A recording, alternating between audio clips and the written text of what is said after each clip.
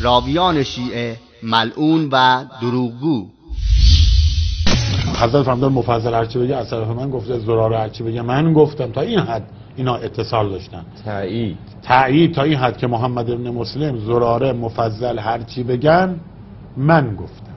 دیگه از این بالاتر چی میخواد بگم؟ اینقدر تایید.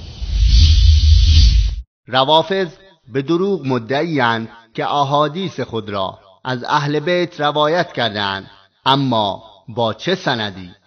آنها هیچ توجه و عنایتی به بررسی سندها و جدا کردن احادیث صحیح از ضعیف نداشته‌اند، چون غالباً هیچ فردی از راویان آنان نیست مگر اینکه در مورد وی دو قول وجود دارد.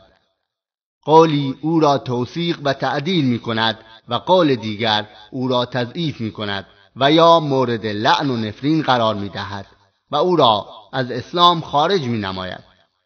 به طور مثال ببینیم که راویان مشهورشان زراره بن اعین، محمد ابن مسلم و المفضل بن عمرو که این آخوند علم و تقربشان به امام را می ستاید، از چه جایگاهی در نزد امام صادق رحمه الله برخوردار بودند.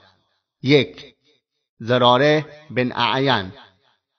زراره بن اعین در اصل مسیحی بود و پدر او غلامی رومی بود. شیخ طوسی در کتاب الفهرست صفحه 104 میگوید زراره از خانواده نصرانی بود و جدش سانسون یاسبسن یک راهبه نصرانی بوده و پدرش غلامی رومی بود که برای بنی شعبان کار میکرد. زراره دل پری از اسلام داشت، لذا خود را مسلمان جازد. در کوفه زندگی میکرد و در کلاس‌های امام صادق رحمه الله شرکت کرده و به ایشان اظهار ارادت زیادی نشان میداد، تا جایی که امام صادق رحمه الله به او اعتماد کرد و از او در چند جای مختلف توصیف نمود. این توصیف باعث شد که در کوفه مشهور گردد و مردم به او اعتماد کنند و او را از یاران ابی عبدالله بشمارند.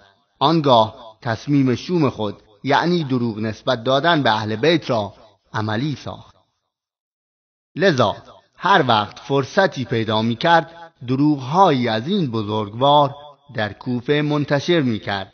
وقتی امام متوجه این رفتار زراره شد، او را در جاهای مختلفی لعن کرد و تکذیب نمود. در رجال کشی صفحه 150 روایت شده است که امام صادق رحمه الله فرمودند الله زراره را لعنت کند، الله زراره را لعنت کند، الله زراره را لعنت کند. ابو عبدالله 3 مرتبه این کلمات را بر زبان آورد و در صفحه 151 روایت شده است که ایشان فرمودند این زراره بن اعین از کسانی است که الله در کتاب خود درباره آنها چنین فرموده است وقدمنا إلى ما عملوا من عمل وقدمنا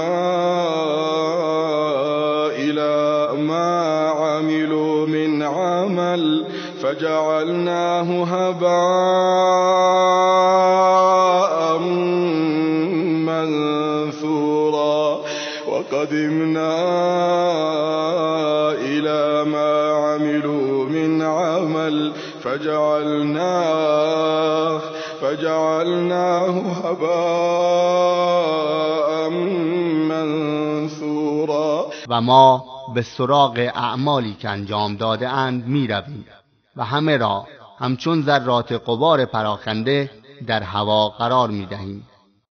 و در صفحه 160 روایت شده است که فرمودند زراره از یهود و نصارا و از کسانی که گفتند که خدای سومی نیز با الله هست هم بدتر است.